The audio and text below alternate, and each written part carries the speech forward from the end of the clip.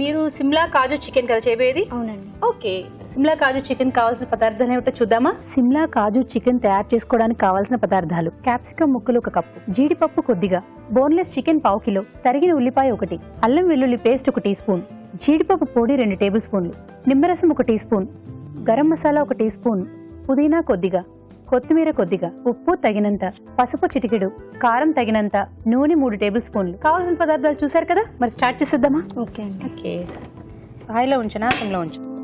First సిమ్లోనే ఉంచండి. సిమ్లోనా? మరి పాన్ వేడెక్కాలి కదా. అంటే కాజు కొంచెం ఫ్రై చేసుకుందాం. ఫ్రై చేసుకుంటారా? ఓకే. కొద్దిగా ఆయిల్ వేయాలి. దాంట్లో కాజు స్పూన్ వద్దా? స్పూన్తో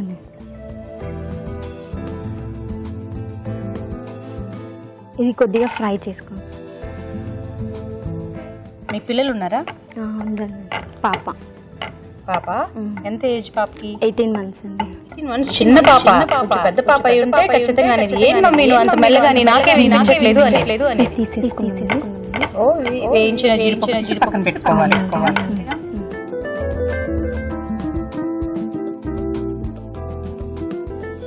ఇదే పాన్ లోనే వేసేసుకుంటారా? ఇదే పాన్ లోనే వేసుకుంటారు.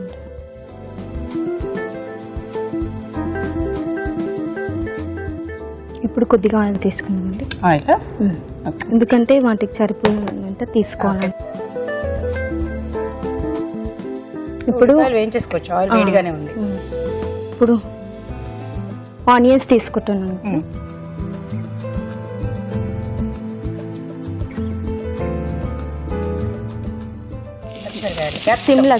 సిమ్లా క్యాప్సికమ్ అనొచ్చు, సిమ్లా అనొచ్చు.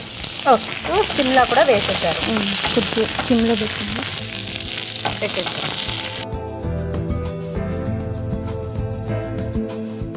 గార్లిక్ పేస్ట్, జింజర్, అల్లం వెల్లుల్లి పేస్ట్.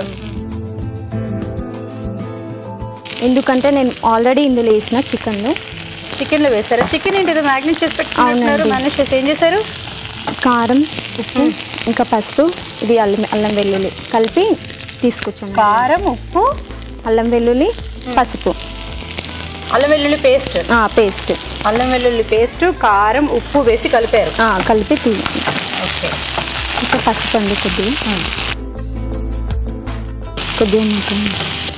సో కాసేపు మగ్గాలి. అవునండి. ఓకే, మీరు హౌస్ వైఫ్ అని చెప్పారు, మరి మీ హస్బెండ్?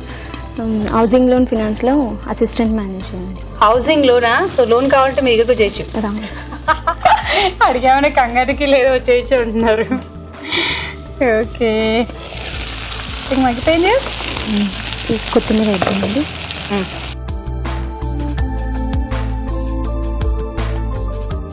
తర్వాత పుదీనా అండి. పుదీనానా?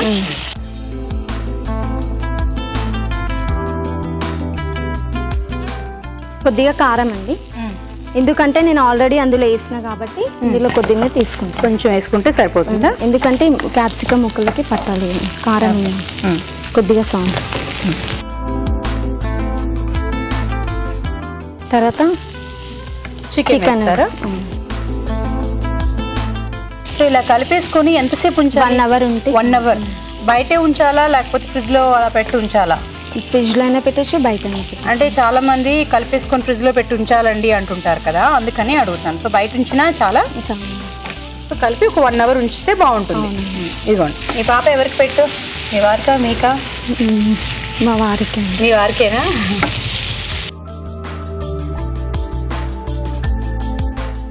ఒక 10 minutes ఇది ఉడకనిద్దాం. క్యాప్ పెట్టేసి ఉడకనివ్వాలా? మరి అందరూ నీళ్ళు ఏం లేవు కదా, డ్రై అయిపోతుంది. దీంతో ఉడికిపోతుందా? సో ఒక 10 minutes ఉడకాలా ఇది? సో ఉడికిపోయినట్టు చూద్దామా? చూద్దామండి. ఉడికిందండి. ఇప్పుడు కొద్దిగా కాజు పౌడర్ వేయాలండి. కాజు పౌడరా?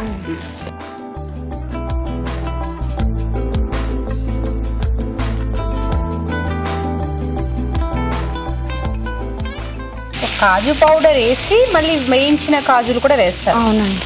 ఓకే, మెయిన్ కాజు మెయిన్ కాజువే కాబట్టి అలా. ఈ కాంబినేషన్ లో తింటే బాగుంటుంది.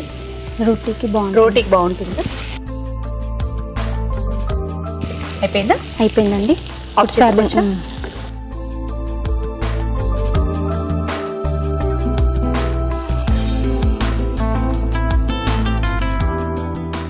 సిమ్లా కాజు చికెన్ ఫ్రై రెడీ అండి. టేస్ట్ చెప్పండి. ఓకే, సిమ్లా కాజు చికెన్ రెడీ. దీన్ని టేస్ట్ చేసే ముందు దీని తయారీ విధానం ఎలాగో మరొకసారి చూద్దామా. సిమ్లా కాజు చికెన్ తయారీ విధానం. ముందుగా బోన్లెస్ చికెన్ లో అల్లం వెల్లుల్లి పేస్ట్, ఉప్పు, కారం, పసుపు వేసి బాగా కలిపి పక్కన ఉంచాలి. ఒక పాన్ లో నూనె వేసి జీడిపప్పు వేసి వేయించి పక్కన ఉంచాలి. అదే పాన్ లో ఉల్లిపాయ ముక్కలు, క్యాప్సికం ముక్కలు, అల్లం వెల్లుల్లి పేస్ట్, పసుపు వేసి వేయించాలి. దీనిలో పుదీనా, ముందుగా సిద్ధం చేసుకున్న చికెన్ వేసి ఉడకనివ్వాలి. తర్వాత జీడిపప్పు పొడి వేసి బాగా కలుపుకోవాలి. ఆపై కొత్తిమీర, వేయించిన జీడిపప్పుతో గార్నిష్ చేసి సర్వ్ చేసుకుంటే సిమ్లా కాజు చికెన్ రెడీ.